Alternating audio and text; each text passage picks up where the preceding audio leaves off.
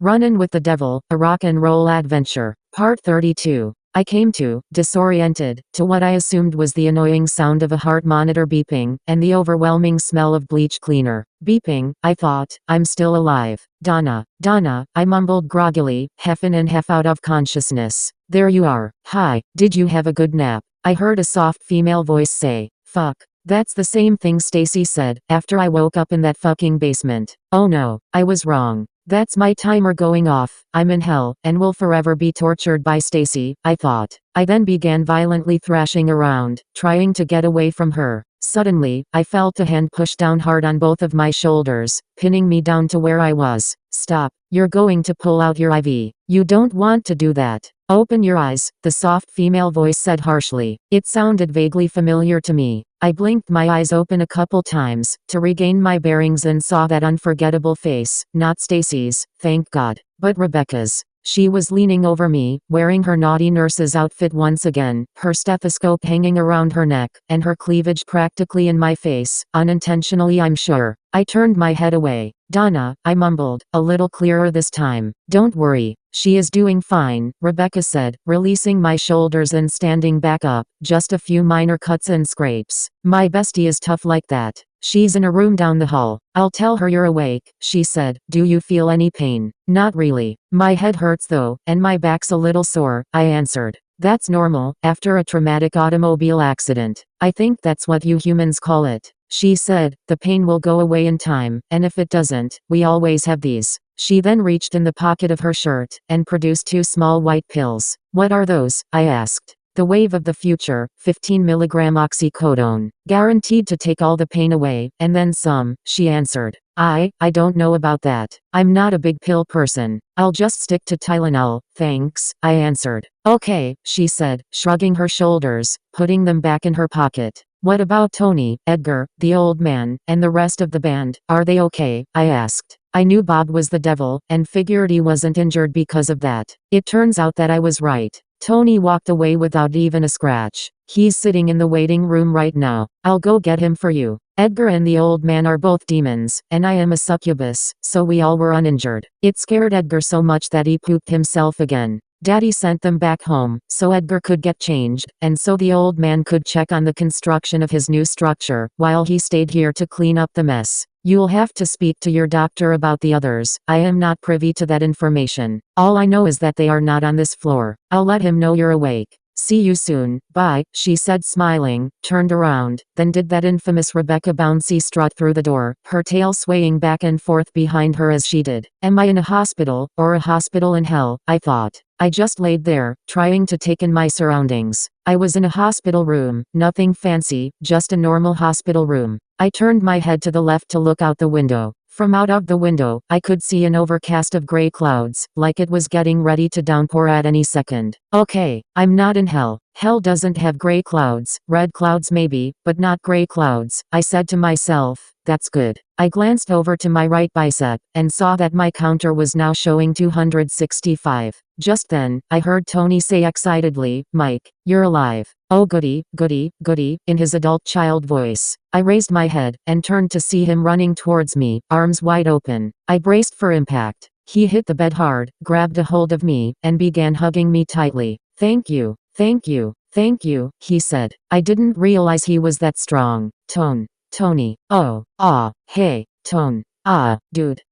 Stop, I yelled. Oh, I'm sorry, Mike. I'm just glad you're okay, he said apologetically. It's okay, man, I said, sitting up, but please don't do that again. Okay, he replied. Do you want a cup of coffee? I'll go get you a cup of coffee, he asked excitedly. Yeah, I could really use one. But don't put any of that crazy stuff that you put in it the last time you got me coffee, I said laughing. I won't, Mike. I promise, he replied, shaking his head vigorously. I was just kidding, man. Thanks, I stated. I know, you're welcome. See you when I get back, he said. Oh, hey, Donna. Donna then walked into my room, dragging behind her a rolling IV stand, hooked up to her arm, with a piece of gauze taped to her right arm, her left leg, and her forehead. She was wearing one of those sexy hospital gowns that they give you to wear. I'm just kidding about the sexy part. Those things are more of a pain in the ass than someone jackhammering while you're trying to sleep. Even in the most unattractive outfit in the world, and covered in gauze, she was still a sight for sore eyes. "Hi beautiful," I said. "Hey, babe. How are you feeling?" she asked, walking over and giving me a kiss. "I believe that is a question for me to ask." A deep male voice boomed from the doorway. I looked past Donna to see.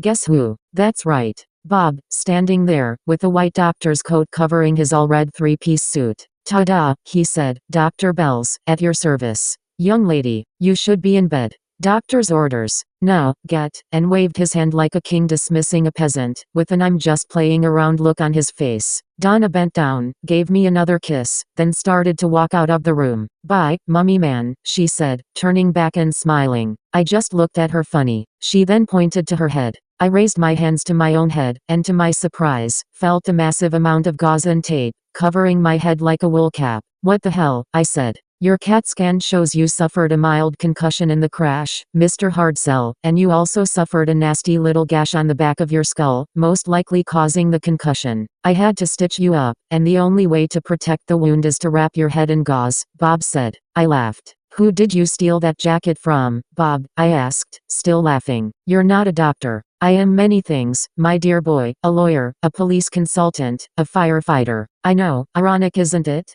A school bus driver, a music mogul, and yes, even a doctor, among many other things. And before you ask, yes, Rebecca is actually a nurse. She went to school and everything." "Yeah, right," I replied. "My name's not Ricky. I'm not that gullible, Bob." "Oh, you don't believe me?" Bob asked. "No," I answered, still laughing. It really hurt to laugh though. "Anyway, well, Mr. Hardsell, let me explain it to you. Now, you know how you can get anything you want just by saying that you want it, like I want a cup of coffee, or better yet, I want to be a rock star. And yes, I heard you say both of those, when I was roaming around town looking for the perfect band. Well, the same works for me. We have already established that I can get anything I want by snapping my fingers. I think about what I would like to be, or to have happen, snap my fingers, and I become it, I get it, or it happens. I've already proven that," he said. "I needed to be your doctor, and needed Rebecca to be your nurse, and Donna's too of course, that way I could watch over you. As I did not factor in this unforeseen accident when I was calculating my plan. I snapped my fingers, and here I am.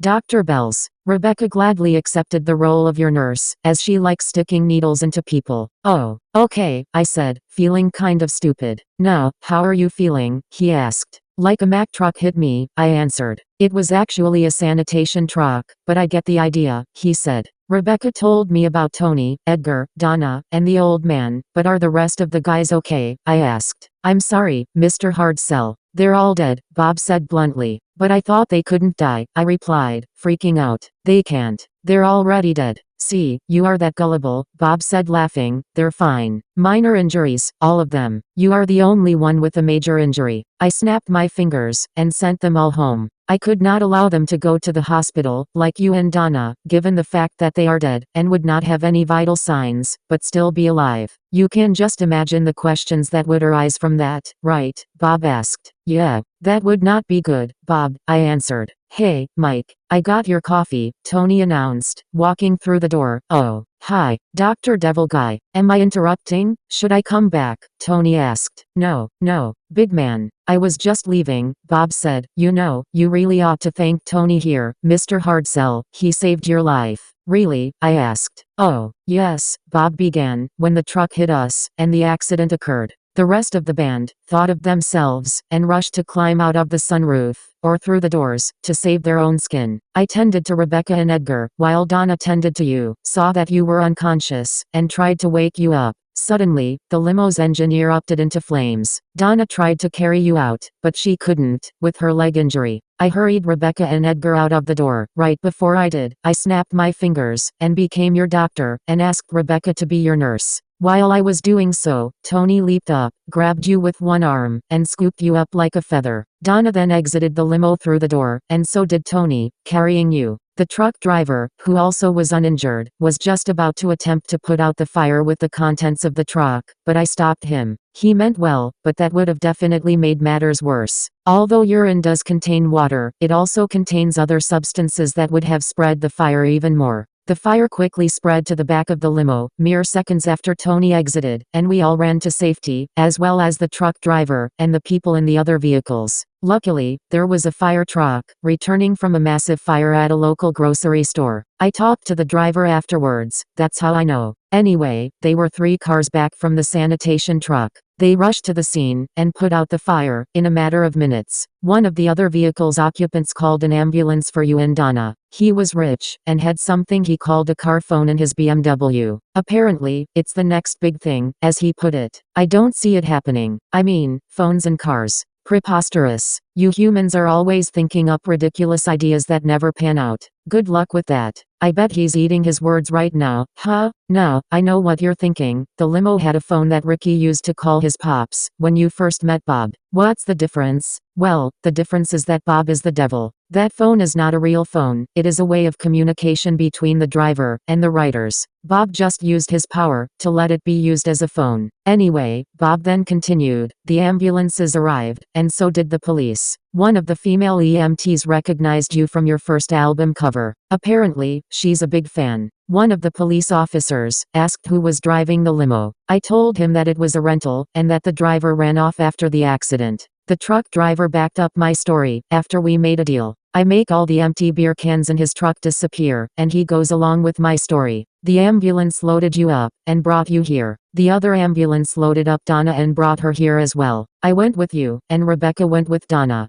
Tony walked over 12 miles to get here, his choice, as he said he wanted to lose weight, and gain muscle. I told the EMTs that I was the personal physician for the both of you, and Rebecca was the personal nurse for the both of you as well. Where's here, Bob? I asked. Chestertown Memorial Hospital, my dear boy, Bob answered. We're back home, I asked. Yes. I paid all 4 of the EMTs very handsomely to bring you here, instead of where they were going to bring you, Bob answered. Okay Bob, I can somewhat believe your story, but how do you explain Rebecca's tale? Normal human women do not have tails, Bob. Wouldn't that raise a lot of questions too? How did you pull that one off? I asked.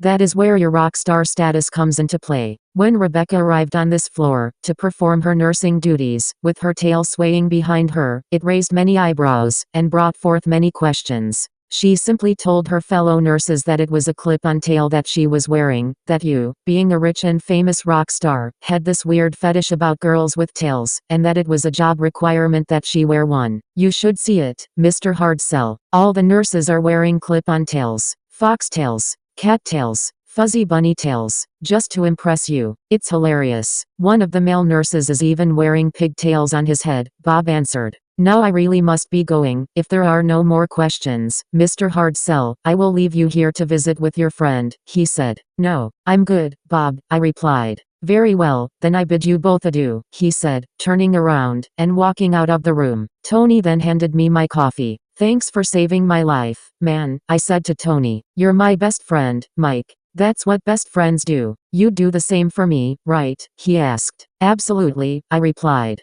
Tony smiled, as I took a drink of my coffee. After holding it for so long, while Bob and I conversed, it had gotten cold. But cold coffee is better than no coffee, right? Anyway, Donna then returned, and sat on the bed with me. We all talked, laughed, and enjoyed each other's company. In the days that followed, Donna was released from the hospital, and returned home to take care of our cat. Yes, we did get a cat. We named him Axel, after Eddie Murphy's character in Donna's favorite movie Beverly Hills Cop. He passed years later, and we never got another one. Anyway, I remained in the hospital for about a week. During that time, Donna and Tony came to visit me on occasion. Rebecca came in periodically, to check my vital signs, fluff my pillow, give me some Tylenol, and make sure I was okay. A nice older cafeteria worker brought me breakfast, lunch, and dinner. All with a large cup of coffee, instead of that little 6-ounce cup that they regularly give you, in exchange for allowing her granddaughter to come and meet me. She was a really nice girl. I signed everything she brought with her, and took pictures with her as well. I must say, that day was a good day. The food was surprisingly good. Bob stopped by a few times, to say hi and see how I was feeling. A couple of the other nurses came in, and asked if I liked their tails, but Rebecca made them leave, and told them to stop bothering me.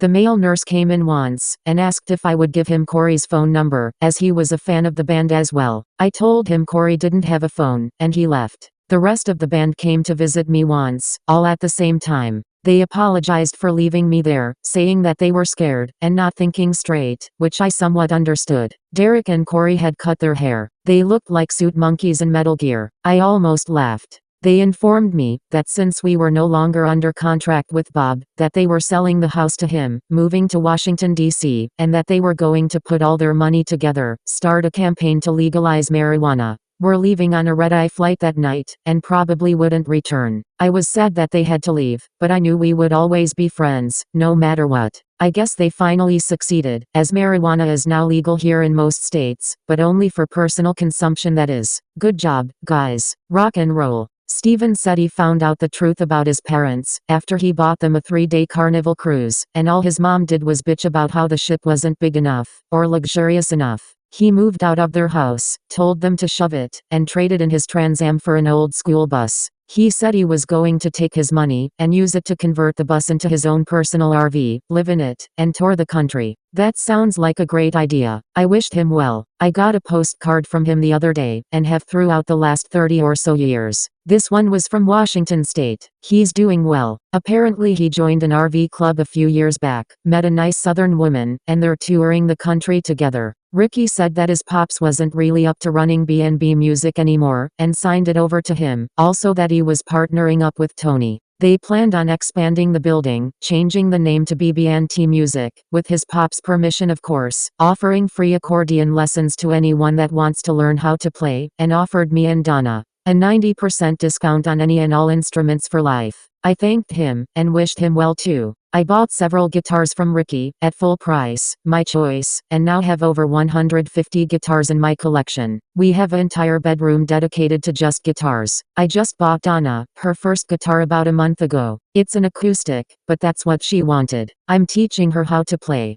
Bob, or Dr. Bells, as he liked to be called, took the head wrap off my head a few days later, only for me to discover he had to shave part of my hair, where he sewed me up, leaving me with a giant gap in my bushy brown hairdo, looking like a bald spot. I shaved it all off when I got home, and grew the bush back again. After I was released, Bob and Rebecca went back to hell, and resumed business as usual, but not before stopping by the house to say goodbye. Donna and Rebecca hugged and cried once again. Donna and I lived together in complete harmony for the next 257 days, spending time together, taking many vacations, and doing a lot of wrestling, so much so that Donna was 4 months pregnant when Bob and the Seeker returned. I'm pretty sure you can figure out why.